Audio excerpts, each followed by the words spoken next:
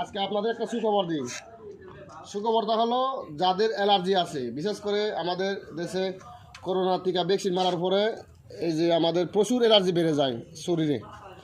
এই অ্যালার্জি ওষুধ এবং কি অ্যালার্জি সমাধানের জন্য আমি একটা ভিডিও দিচ্ছি, সত্য ভিডিওটা অবশ্যই মনোযোগ দিয়ে শুনবেন।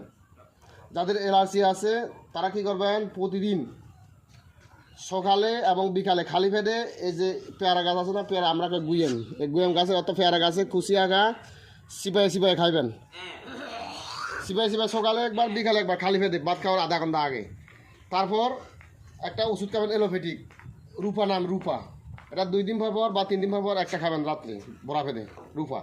তারপর এটা যদি 8-10 দিন খাওয়ার পরে এই কুচি পেয়ারা গাছের আগা বেগা যদি যদি এই যে অ্যালার্জি যদি ভালো না হয় তাহলে আমারে বললেন, আমারে যা ইচ্ছা তাই বললেন। আমার ভাই আমি খায়া খুব উপকার পাইছি। উপকার পাইছি মানে আমি অ্যালার্জির জন্য উপকার পারি না, আমি এত চুলকানি শরীরে। আমি খুব পরে আমার ইন্ডিয়ার থেকে একজন বললো যে এই যে পেয়ারা গাছের আগা, কুচি গাছের আগা 1 সপ্তাহ 2 সপ্তাহ যদি আমি খালি পেটে চাবিয়ে খাই, সাথে যদি রূপা একটা করে খাই 1 দিন 2 দিন পর তাহলে একবার ফিনিশ।